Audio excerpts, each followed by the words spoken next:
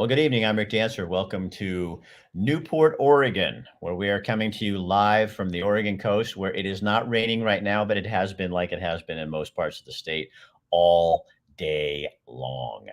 Our show is sponsored tonight by many people because we're a little short on we didn't have a show on Monday, so we've got everybody kind of crammed in together.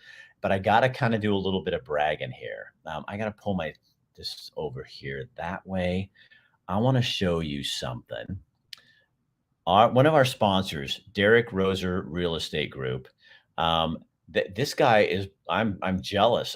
He was my realtor. He sold my house, but this guy's closed 9 homes in April. Nine homes, and he has 7 under contract or pending right now. So if you're in the market to sell your house, even though interest rates keep going up, I think they're like 5.5% right now. He's the guy to go to, and he's one of our clients, and you need to get to him if you're still planning to sell your home, because as I hear it, and I follow this pretty closely because my rates are locked in right now, but I hear they're going to keep going up. So if you're looking to buy a house, talk to Derek or his staff, and now is the time to do it. Our other sponsor is Chris Dental Family Dentistry, where everybody's health matters and everyone is welcome.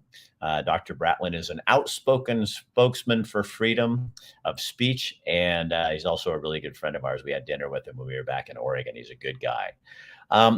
Darin Harbick is going to be on our show tonight. He's running for U.S. Senate. He's a McKinsey River boy, and level 7 drywall. Michael over there.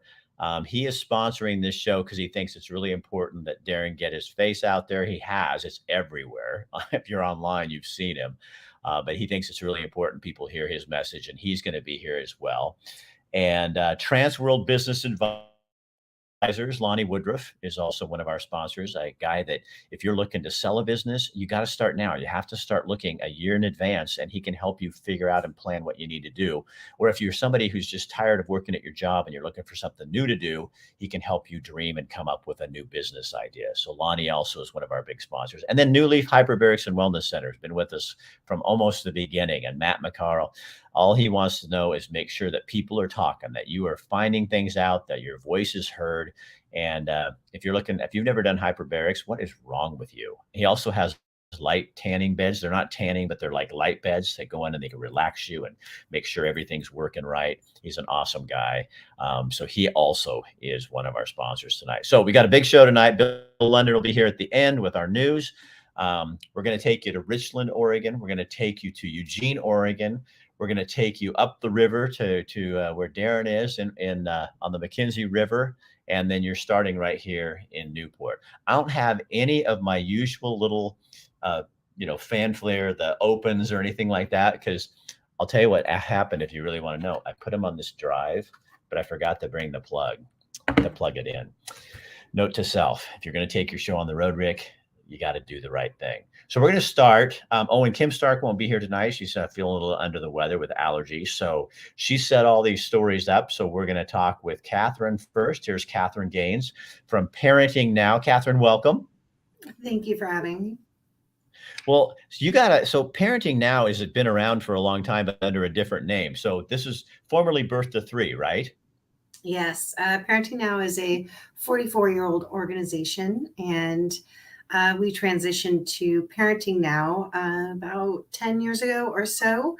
And that just let us open up our offerings to not just birth to 3, but through maybe 8. And then hopefully in the future, fingers crossed, we go into the teen years. Basically, we provide support and education for families. And we try to give them a village, because we all know we need a village when we're raising littles. And we have so many amazing families that come to us, and now we're generational. They say, oh, my mom was a birth to 3 parent or an alum, and now they're going through our program. It's just beautiful to watch. Yeah, Kathy and I took our first son through your program 100 years ago. Well, that's 30 years ago, so you weren't that old when we started. But anyway, the reason we have you on tonight is because you have a fundraiser. You have a 5K Mother's Day run. Tell people about what that is. Yes, let me click on that. So we have a 5K run coming up here. It's going to be our 5th annual Mother's Day 5K. So it's on Mother's Day. It's a really fun family event. So feel free to bring dad and all the kids out. We have activities for everyone. The 5K is timed and chipped by Eclectic Edge Racing.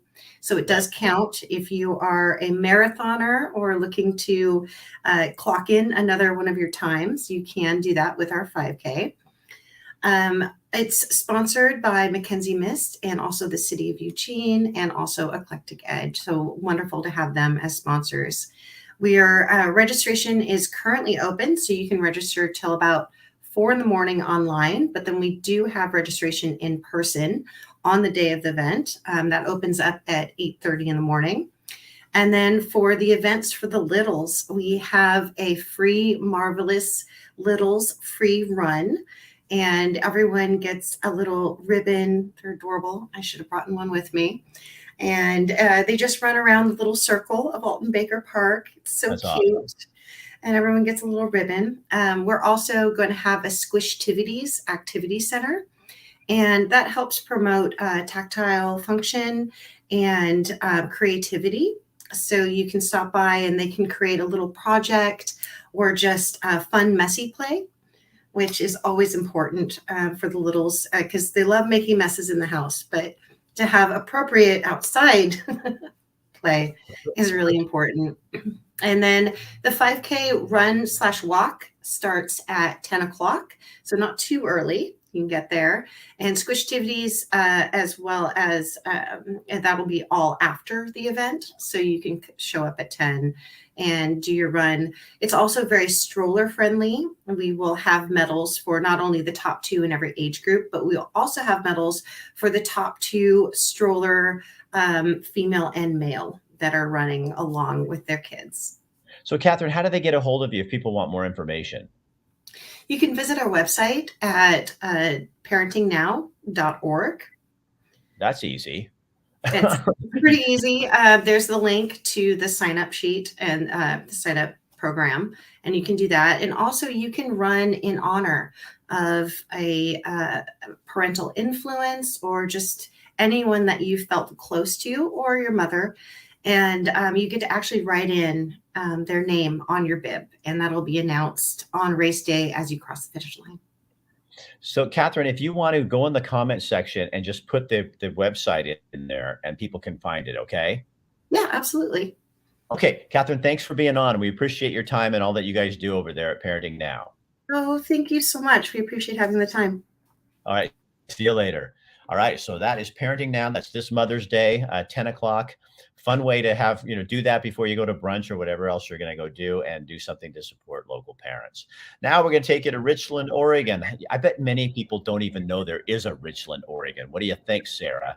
That is true. We've had people end up here thinking they were going to Richland, Washington. So, yeah. So Sarah owns a little cafe in Richland, Oregon, and we know each other pretty well, actually. We're friends. And you guys have the Chautauqua, did I do it right? Yes. The Chautauqua Music Festival coming up this, what is it, the 20 through the 22nd, right, of May? Right. Yep. Mm-hmm. So tell people what that is. Okay. Well, traditionally, a Chautauqua was a gathering. It started in the early part of the century to bring literature and learning and art and music to rural areas where they really couldn't get to it. And it was pretty popular through the 30s and 40s, died off, and now there's been a resurgence coming back. So we are putting on a Chautauqua. We're starting with a music festival this year, hoping to grow that into a bigger event that will have workshops and, learning parts of it and art and all of that. So Richland, Oregon, for those people who don't know, is 30 minutes east of Baker City. And just how far from halfway? Like 15 minutes or something? Yeah, 15, 20 minutes. Mm-hmm. So in terms of people staying, they can still get tickets and lodging. You can go to Baker. Tell people kind of how that's going to work, Sarah. Yep. And I should back up just a second, just give a little information on the festival itself. It's an Americana music festival. So we have bluegrass, Celtic, We have Western, so kind of in that Americana genre. We're going to have craft vendors, food vendors, so some games, all sorts of things going on.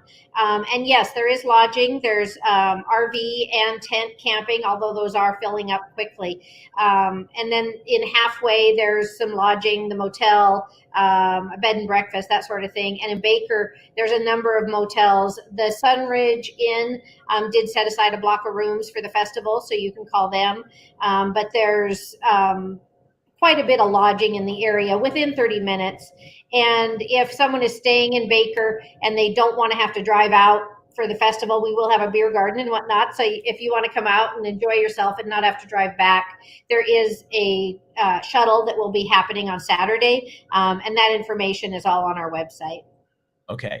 So is this the first time, or how many of these have you had? This is the first one? This is our inaugural year. Yeah. So we went big. Initially it was going to be kind of short, but now it's 3 days and 5 bands and 30 vendors. So you don't do anything small. If you're going to do it, just do it big. So do this. What should people know about little rural Richland, Oregon? So this is what's one of the reasons we wanted to put a festival in here is this area is called a breadbasket. The valley itself is called Eagle Valley. It's beautiful. It's green. It gets nice here earlier than Baker or Halfway. Places that are, minutes away actually take longer to green up and get nice. But we're in this kind of sun belt, so we can have this festival earlier in the year than most other areas around. And so it's just got beautiful scenery and vistas, great weather. We're really anticipating some nice weather for this. Although we do have a pavilion and the music, and there's seating undercover if not, so that's not a problem. And it's just a really friendly, nice little town. And we're only 175 people, so it is little. Well, Kathy and I love that part of the country. Halfway, Richland, even better than Baker City, because you guys, it's like you go into those towns, and within 2 days, everybody knows who you are. Exactly. And I can tell everybody where to get the best produce too. I know where that comes from. Yes, right. So Sarah, go ahead. Talking about the small town, everybody here is really invested in this and excited about it. So when people come, they're going to see that, this is something the locals are excited about as well, and can really have a lot in common with the people who are visiting. So as a rural Oregonian, how do you feel about this Greater Idaho Movement? We are still watching and waiting and listening. We are not opposed to it. So we talked earlier a little bit about having options, and if this is one of the pushes, so to speak, that helps get some change in Oregon, that would be great. But if not, it's another option to have as well. So. All right, Sarah, it's so good to see you. Kathy says goodbye.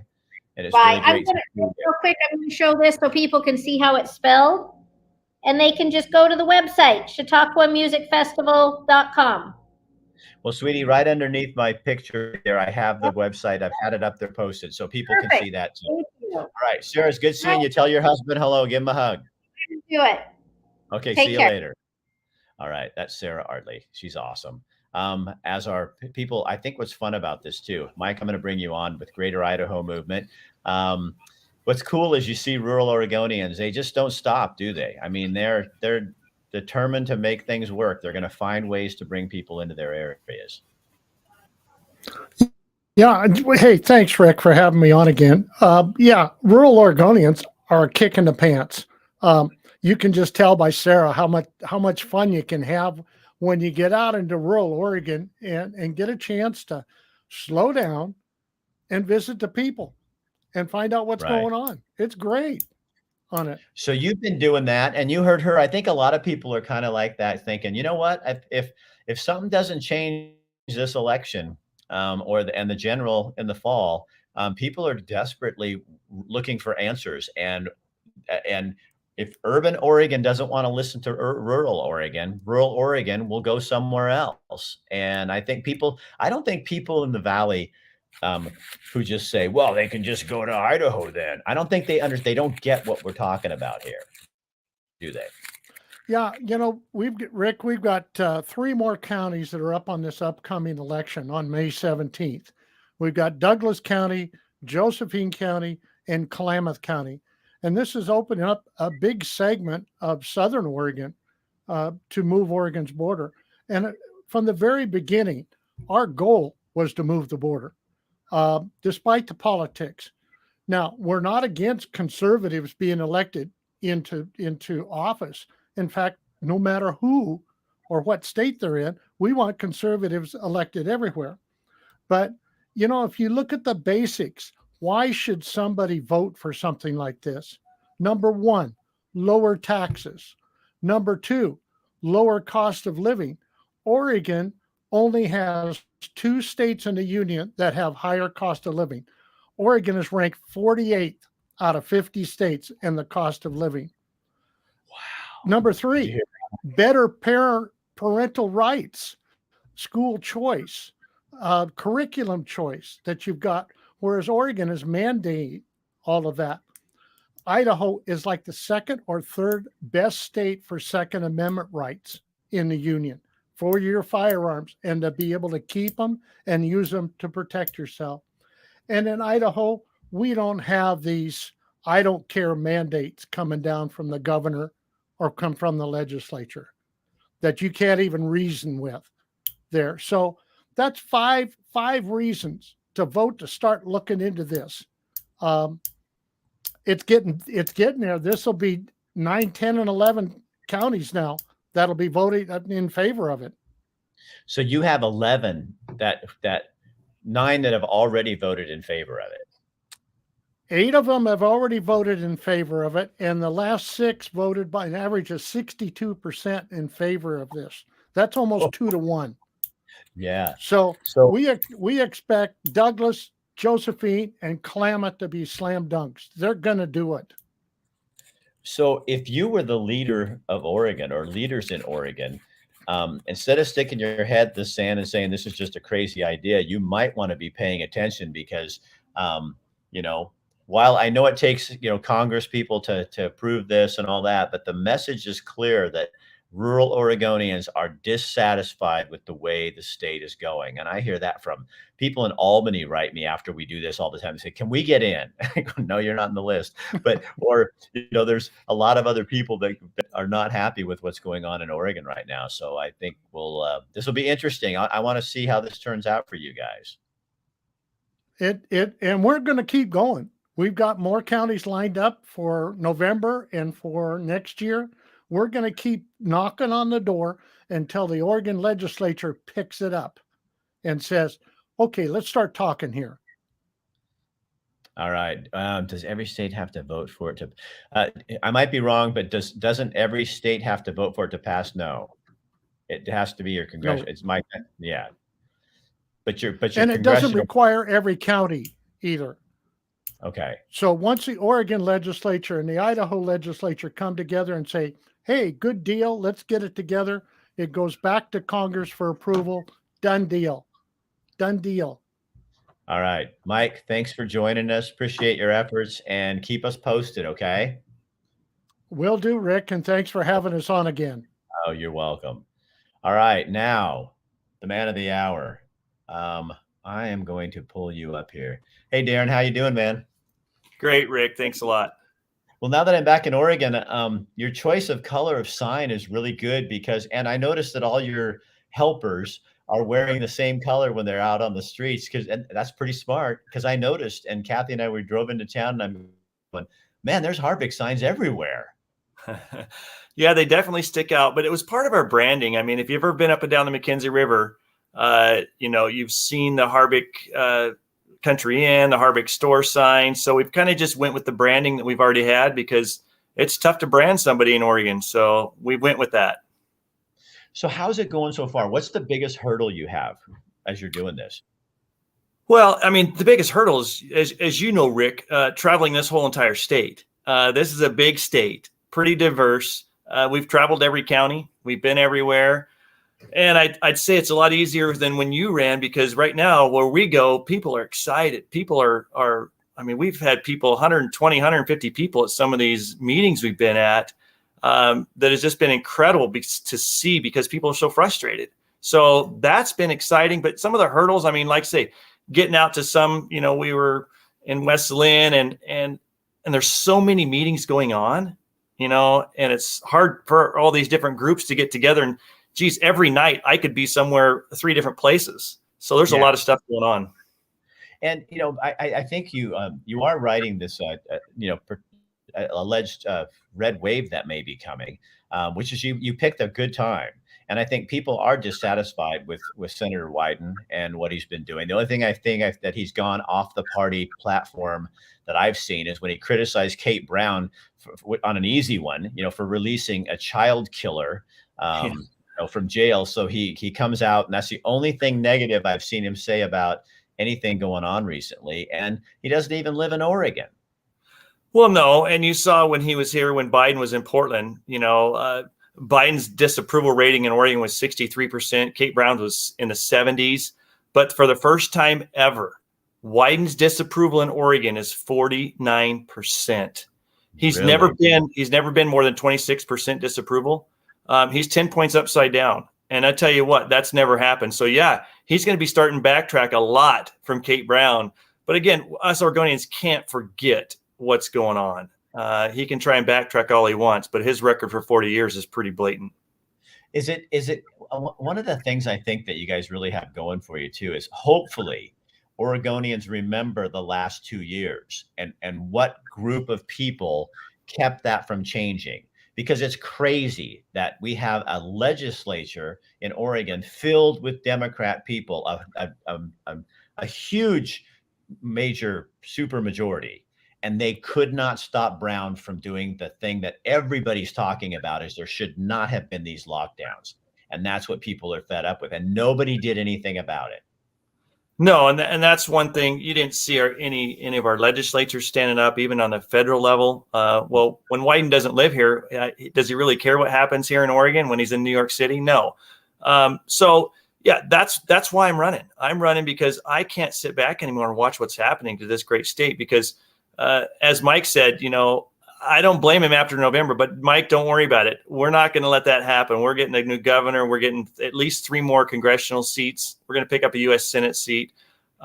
People are going to start being happy to live here instead of taking off and leaving like some people. I'm not naming any names. I'm kidding. So Darin, if we do have this red wave, how do you keep what I don't want to see, even though I don't live in Oregon anymore? But I hate supermajorities. I don't care if it's a Republican supermajority or a Democrat supermajority. You have to have balance. How do we keep some sort of balance in this so it doesn't become, okay, now we've got this red wave, now they turn around, then the Republicans do stupid crap too, because we're all human beings, but power's an elixir, Yeah, I mean, again, to win, even in Oregon, you can't be so far right, left. You have to, I mean, there's 1.4 million independent voters right now in Oregon because they don't want to be part of either party. And what I've done my whole life is I've served the customers. I've listened to people on the school board for 14 years. You listen across both aisles, you get a consensus, you see what people are wanting to do. And then you're not always going to get your way, but but it's really nice to get a 50-50 and people to agree on what's most important right now. Right. So what's the first thing you want to do if you're elected, when you're elected, let's say? Well, like I say, the best thing is to get Ron out of here. But once we're elected, we've got to get our border under control. Right now, that is killing our nation. 2 million people crossing that southern border is just, with homelessness, with drugs, with the cartels running everything in Josephine, Jackson County, the drug busts that are going on, not having money to do that. So, taking care of the border's got to be one of the most important things we look at. One of the most important, Rick, there's 5 to 10, 15, 20 things that are important. And then also, go ahead. No, go ahead. You had a thought. Keep going, Darin. Well, our federal forests in Oregon are burning out of control. And for Oregon, for us, those monies used to come back to for our police departments, for our schools. That's money, instead of being managed properly, it's burning out of control fires. So for Oregon, that's something we can get back, and we can start managing our forests so we can use those products and get our wood prices to a decent level. Well, and you and I both, we experienced this on a very personal level because your store, your business and your home, well, you lost some of your business. I mean, we're burned down, but Dakota's was right on the edge. You can see where the burn stopped, but your other properties down there, you actually lost stuff, and we were chased out of our house. And I think now that got real personal for me. It's like, you don't want to manage our forest, go to hell. We're going to manage our forest because you almost took my home. So now now it's personal. Yeah, it's personal, and it's not only personal with the fires, and I mean, we saw them up at Terwilliger, we saw them all over our area. I mean, you saw Detroit, all these areas that are just getting devastated. I mean, down in Medford. So now it's just not our area. Now it's all over the state of Oregon. And I tell you right now, one thing that needs to be looked at is the Bull One watershed in Portland. That watershed has not been taken care of, and you get a fire through that. There's Portland's water source. And again, we all want clean air. We want clean rivers. We want clean water. We're not talking about leveling forests. We're just talking about forest management, proper forest management. That's all we're talking about. So I was reading the other day that you were saying independent, non-affiliated voters have now overtaken the Democrat Party. I mean, there's more non-affiliated voters in Oregon than there are Democrats. There are more non-affiliated than Republican. So the two parties have kind of lost their power. And you've got this whole block of people. If those people actually got up and went and voted, could you imagine how you could change Oregon just like that if everybody participated? Well, I think we're seeing that. I mean, we've been out a ton talking about registered voters and getting people to change registration and getting that vote out. But again, some didn't do it in time, and so they weren't able to vote for me. They get their ballots. Some people thought they were registered Republicans and would be able to vote for me, and then they get their ballot and they're like, "What happened? I'm not registered as a Republican anymore because of the voter motor rules." All those things have changed. So we've actually had people call and saying, "Man, I got a ballot and I can't vote for you." Yeah.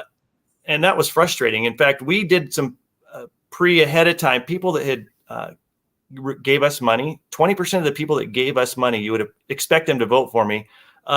They were not registered Republican, and they didn't know it. So we were able to call them and get them registered. See, that's funny, Darin, because I've had calls and I put the word out, and I had probably 10 people come on and say, "Oh my God, I checked my registration and I'm not a Democrat." Even it has happening to Democrat. I'm not a Democrat anymore. And and then you want to go, "Oh yeah, voter integrity." Come on. Yeah, and that's a big issue everywhere we go. Yeah. So you win let's say you win the primary, then your real fight begins at that point. Then it's you and the senator. Yeah, and we're looking forward to that. Like I say, I mean, we're looking really strong right now. We're the only campaign that's putting ads on TV. We've got radio ads hitting hard. We've raised over $250,000. We've out fundraised the competition 2-1, the whole competition. So we are working really hard. We've got a great staff campaign team. We're looking forward to some of the ads that we'll be able to put out when we, where's Wyden? So we're looking forward to this next adventure. But again, it's reaching out to Oregonians and saying, "Listen, your voice will be heard with me." And I don't believe it's been heard with Wyden. So I lived here my whole entire life. I know what it's like to be an Oregonian, and I know what Oregonians feel like. I feel like they do. I'm frustrated. Right. Hey, Darin, thanks for doing what you're doing. I know that's a hard job. Trust me. But hang in there, and we'll have you back after you win the primary. We'll have you back to talk more. Okay. Rick, I'm looking forward to it. Again, one quick thing, go to Harbick for Oregon on our Facebook post. And some of those, I saw somebody say they haven't been able to see any ads. Harbick for Oregon on Facebook. You'll see all of our ads. If you can and like the page, you'll get the updates. We're updating 2 or 3 times a day with what's important. So do that. We'd appreciate it very much. Or is it Harbick for Oregon ? Now, well, just our Facebook is Harbick for Oregon. And then, of course, you want to donate to our campaign. So you can go to harbick4ussenate.com. And we have all the ads, the media there also, harbick4oregon.com. FOR. All right. And it's HARBICK. Did I say it wrong? Oh, I did. Yeah, you just need a CK on there. HARBICK.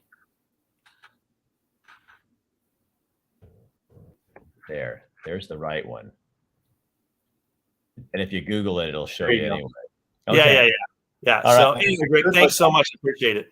I could look And right also, over your thanks. head and see the sign, but hey, I'm producing everything. So go ahead. You had one more thing.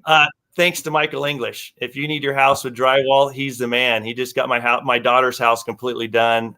Thanks, Michael, very much for all your support. Yeah, he got mine ready to sell too. I couldn't have sold it without him. And he does He's more awesome. than just drywall too. Okay. Yes. See you, Darin. All right, there you go, Darin Harbick. If you guys are tired and you want some change and you'd like to see white and gone, there's an answer for you. Lots of solutions out there if we just in Oregon are gutsy enough that we want to take them. So let's find out. There's some crazy news going on. And Bill Lundun, I saw his rundown. And, well, it's Oregon. You're just not going to believe it. Here we go, Billy. Good evening from the News Radio, 1120 a.m. and 93.7 FM KPNW studios. I'm Bill Lundun. You can hear me do my thing on KPNW 6 a.m. to 9, Monday through Friday mornings on the Wake Up Call. Or they have this thing that's called the interwebs. And if you go to kpnw.com and click on Listen Now, it streams. Here's a look at some of the stories we're following. Oh, you got to love it when peaceful marches are called peaceful marches, even though they're not. Like the one that happened Tuesday, the pro-choice march in Portland following a Supreme Court leak that apparently indicates that Roe v. Wade may potentially be overturned. Well, that was addressed by Portland Mayor Ted Wheeler.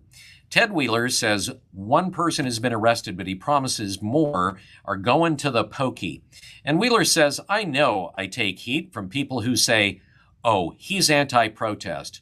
I am not anti-protest. I'm anti-stupid. And I'm anti-people breaking other people's property. It would have been nice if he'd have said that like a year and a half ago. He also said that they would prosecute the other people from this that were arrested, which of course he has no say in, because that's the Multnomah County DA, Mike Schmidt, who no-filed in dozens upon dozens upon dozens of cases that went on through Portland's nightly riots.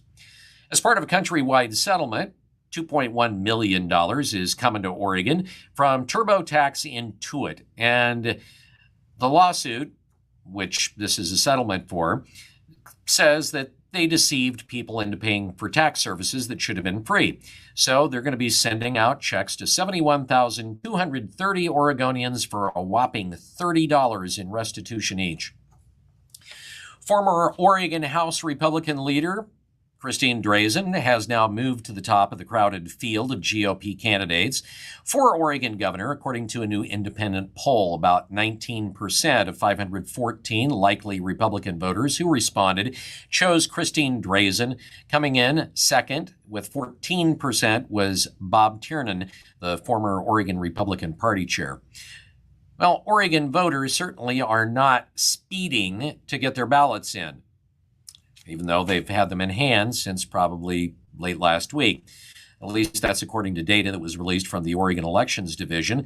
Right now, 2.4% of ballots statewide have been returned. And if you compare that to 4 years ago in the 2018 primary election, then there was only 2.5% of ballots that have been turned in the same period of time. Oregon's Employment Department's Paid Family and Medical Leave Insurance Program is going to be rolling out next year. Now, keep in mind, I said insurance, which is why I did that whole leaning in thing and did the eyebrow thing. That's a clue. All right.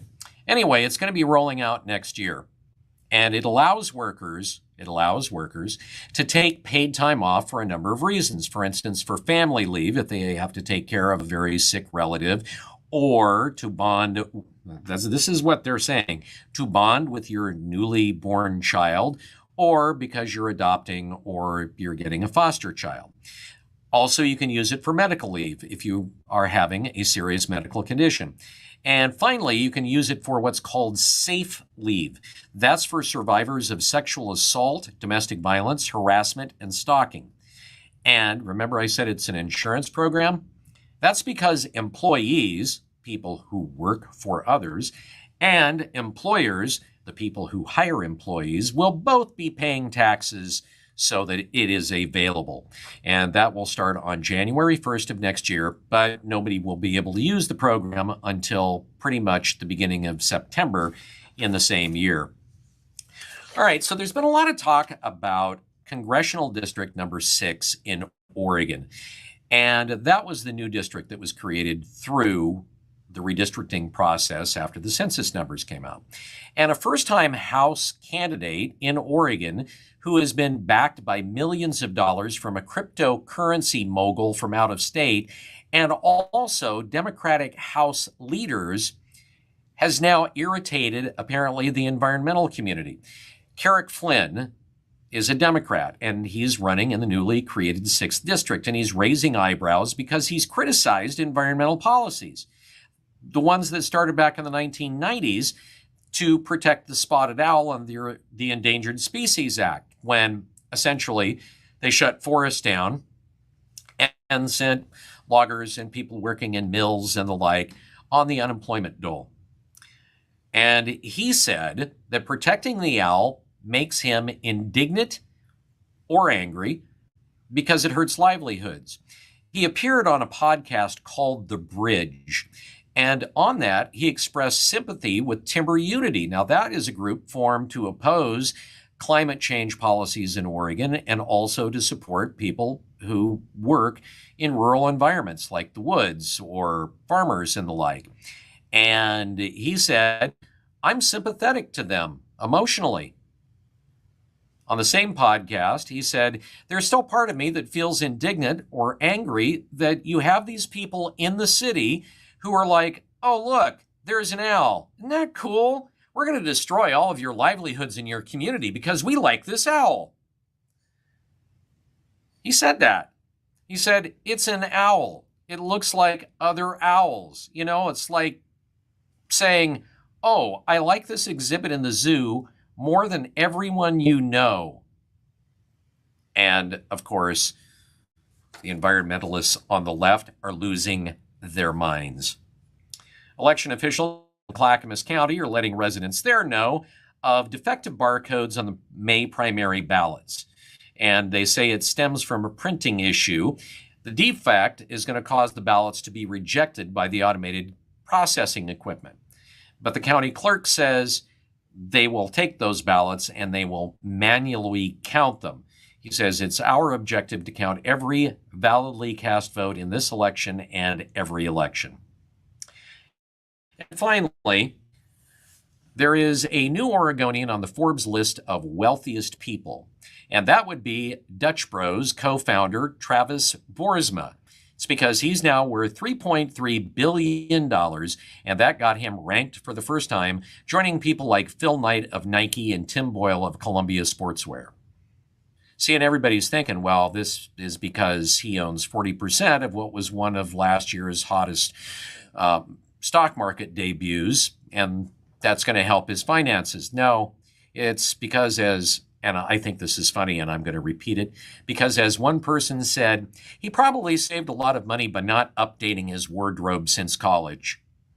And if you've ever seen him, you know that's not untrue. All right, that's a look at your news. Rick, slap him around with some real. I mean, really, slap him around. Slap him around, Rick. Slap him. Bill, you be careful. That's my camera you're slapping around there. Yeah, speaking of wardrobe, Bill, we got some questions about your wardrobe too. Of course, I'm in a sweatshirt right now, but what the heck? Yeah, Dutch Brothers has done really well. And that's a great Oregon company, and it's good to see people doing well like that.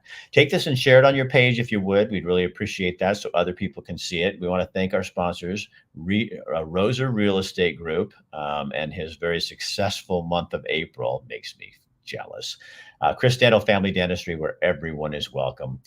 Level 7 Drywall, Michael English, who is a great contractor. If you need somebody, he specifically sponsored Ron Wyden's, that's good, Harbick's segment because they're friends, they're neighbors actually. We also want to thank Trans World Business Advisors and Lonnie Woodruff. If you're looking for a business or you're just looking for a change in your life, you need to sit down with him and have a cup of coffee. And New Leaf Hyperbarics and Wellness Center. Boy, if you have not been in there to see Matt and see what he can do for you, you really need to go check it out. So yeah, if you know somebody who might, this is a great one because there's a lot of local stuff on here and a lot of candidate stuff for people to see. They need to see Darin talking. They need to see what Michael's talking about when he's talking about the Greater Idaho Movement. Share it on your page. We'll be back on Monday with more. In fact, I think we do have candidate interviews on Monday for some local things in Lane County. Yeah, we do. We have Lane County West Lane Commissioner and East Lane Commissioner will be on to talk about their races for the county, because everything starts at the local level. That's where you need to be paying attention. All right. I'll see you on Monday with more politics. Have a good weekend.